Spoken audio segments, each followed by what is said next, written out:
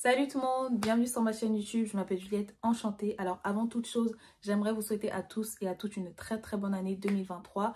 Je vous souhaite le meilleur, la santé avant tout.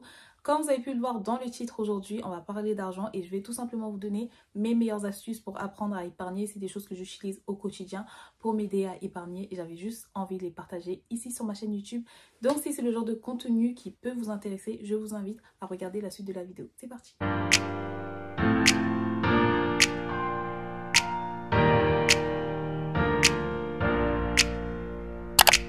Alors, le premier conseil que j'ai à donner à toute personne qui veut apprendre à épargner, c'est de faire une traçabilité de son argent.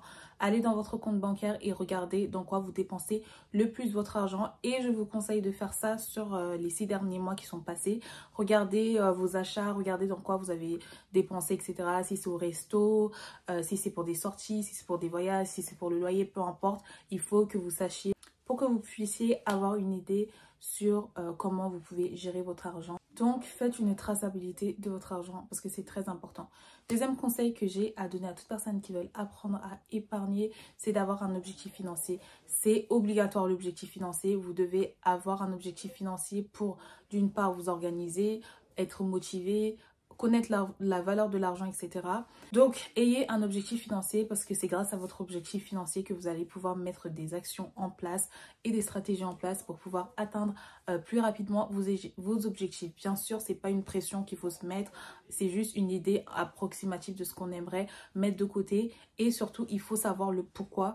Parce que la valeur que vous allez mettre de côté pour acheter un bien et la valeur que vous allez mettre de côté pour faire des vacances, c'est pas du tout pareil. Donc, réfléchissez bien et je vous conseille même d'écrire votre objectif financier, ça peut être pas mal. Troisième conseil, alors on va parler des achats qualitatifs et quantitatifs. S'il vous plaît, à partir de maintenant, quand vous achetez des produits, faites attention aux qualités des produits que vous achetez. Par exemple, moi, j'utilise des bijoux en acier inoxydable. C'est des bijoux que je peux porter tout le temps sous l'eau parce que moi, je suis le genre de personne qui aime énormément garder mes bijoux sur moi. Donc, je sais que si je mets mes bijoux, je peux les porter tout le temps et ça va jamais se rouiller. Et ça m'évite justement d'en racheter et d'avoir beaucoup de bijoux qui vont au final se casser, se perdre ou peu importe et qu'au final, je vais en racheter. Franchement, c'est trop important de bien choisir ses produits, de bien choisir ses vêtements. Posez-vous les bonnes questions quand vous achetez des vêtements. Posez-vous des questions sur le lavage, sur la qualité du produit, sur comment vous voulez porter le vêtement. Et moi, il y a une question en particulier que je me pose à chaque fois que j'achète un vêtement, c'est est-ce que dans 5 ans, je pourrais mettre ce vêtement? Tout ça, ça compte et ça peut vous faire énormément d'économies. Voilà. Autre astuce, si vous voulez épargner énormément d'argent, et ça, croyez-moi, ça marche, essayez, c'est tout simplement de faire des lunchbox à midi quand vous allez au travail. Préparez à manger vous-même. Essayez de faire des plats que vous aimez et mangez ça au travail parce qu'on ne se rend vraiment pas compte de tout ce qu'on peut dépenser dans une semaine si on mange dehors à chaque fois. Alors que quand on prend le temps le soir de préparer quelque chose à manger, on réussit à épargner énormément d'argent. Donc je dis pas que c'est pas bien de manger dehors, etc. Mais faire ça tout le temps, prendre des menus tout le temps, tout ça, ça cotise au fait qu'à la fin du mois, vous vous retrouvez avec un peu de sous.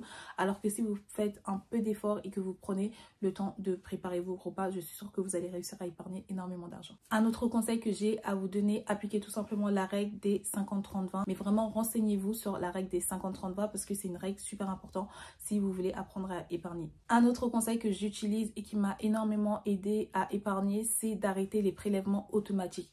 Je sais que dans la logique des choses, faire des prélèvements automatiques, pour certains, ça leur permet d'épargner énormément d'argent. Mais moi, j'aime pas du tout les prélèvements automatiques parce que mon salaire, je le reçois pas à une date précise. C'est-à-dire, je peux recevoir le 30, comme je peux recevoir le 2, comme je peux le recevoir le 29. C'est très variable. Donc, quand à chaque fois, je prévois, par exemple, de faire un prélèvement automatique et que mon salaire, il n'est pas encore arrivé, ça peut engendrer des frais bancaires et je déteste ça. Donc, moi, je préfère juste prendre ce que moi, j'ai envie de mettre de côté et mettre de côté plutôt que ordonner à ma banque de faire des prélèvements automatiques. Mais après, les prélèvements automatiques, c'est vraiment, ça dépend de chacun. Peut-être qu'il y a des gens, ça fonctionne très bien pour eux, mais pour moi, je conseille pas. Mais si ça fonctionne pour vous, allez-y, je vous empêche pas de faire vos prélèvements automatiques. Mais pour moi, pour vraiment éviter d'avoir des frais bancaires, surtout si vous vous retrouvez dans la même situation que moi, c'est-à-dire si vous recevez vos salaires à des dates différentes en fin de mois, franchement, évitez les prélèvements automatiques parce que c'est pas du tout idéal. Un autre conseil que j'aimerais que vous soyez vraiment vigilant si vous voulez apprendre à épargner, c'est vraiment de vous renseigner auprès de vos banques. Renseignez-vous sur les règles, etc. Les choses qu'il faut savoir si par exemple vous êtes à découvert. Parce qu'il y a des banques, par exemple, si vous êtes à découvert, vous achetez un truc à 1 euro, au lieu de vous prélever -1, ils vont vous prélever -9 parce que je ne saurais pas comment vous expliquer exactement comment ça marche, mais en tout cas, renseignez-vous dans vos banques parce que des fois, vous pouvez avoir des prélèvements qui vous sont prélevés parce que vous n'avez pas respecté je ne sais pas quoi. Renseignez-vous sur comment ça marche, etc. Posez-leur des questions pour que vous puissiez éviter le plus de prélèvements, le plus de frais bancaires possible si il y a des frais bancaires que vous ne savez même pas que ça existe si vous utilisez mal vos cartes bancaires, etc. Donc, allez vous renseigner auprès de vos banques parce que si vous ne connaissez pas toutes les règles sur les frais bancaires, vous pouvez vous laisser avoir facilement. Donc, posez vos questions à vos banquiers et je suis sûre qu'ils seront ravis de vous répondre. Il faut les forcer. Il faut les forcer parce que je vous promets, des fois, ils vous cachent des informations pour que vous enrichissez des gens et que vous approuverez. Un autre conseil que j'aimerais vous donner, c'est de ne pas hésiter à parler du fait que vous voulez épargner à votre entourage. Il faut leur faire comprendre que vous êtes dans une situation dans votre vie où vous aimeriez gérer votre argent, épargner, etc. Comme ça, ça peut les aider à être beaucoup plus vigilants. Par exemple, si vous savez que vous n'avez pas les sous qu'il faut, ils peuvent varier vos sorties, etc. pour justement ne pas avoir à dépenser tout le temps. Donc, prévenez vos proches que vous êtes dans une mindset, dans une mentalité où vous voulez épargner. Comme ça, ça peut vous aider à éviter des imprévus comme ça. Voilà. Un autre conseil que j'aimerais vous donner, c'est vraiment un conseil qui est très important et à ne pas du tout négliger, c'est de créer des budgets pour tout. Faites-vous des budgets pour tous les projets que vous avez. Par exemple, si vous voulez aller en vacances, faites-vous votre budget vacances, faites-vous vos budgets plaisir, En fait, ça rentre un peu dans la règle des 50-30-20. Allez voir la vidéo parce que franchement, ça peut vous ouvrir les yeux sur énormément de choses. Faites vraiment des budgets pour tout et faites de votre mieux pour respecter vos budgets. Je sais que ça peut être dur des fois, on peut dépasser nos budgets. Bien évidemment, ça dépend de combien on gagne.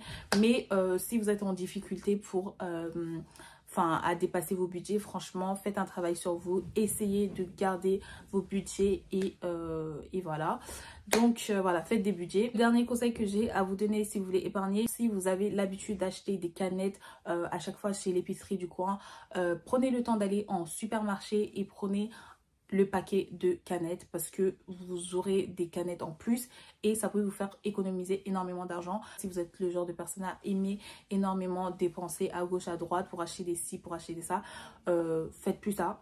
Achetez les trucs en paquet et mettez-le dans vos frigos. Comme ça, quand vous sortez, vous savez que vous avez envie de boire une canette. Vous mettez votre canette dans votre sac. Comme ça, vous avez votre canette et ça va vous éviter de dépenser 1,50 € pour une canette alors que vous pouvez l'avoir à 4 € et avoir cette canette. Bref, j'espère que vous comprenez ce que je veux dire par là.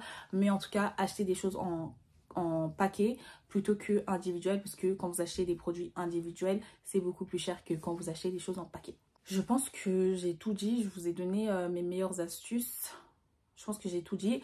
Maintenant, c'est à vous de jouer. Il faut être motivé, il faut être déterminé, il faut croire en soi. Et je vous souhaite d'avoir les sous nécessaires pour réaliser tous vos projets.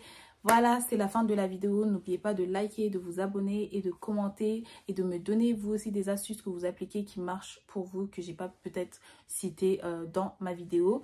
Merci d'avoir regardé et je vous dis à très bientôt pour de nouvelles vidéos sur ma chaîne YouTube. Bye bye!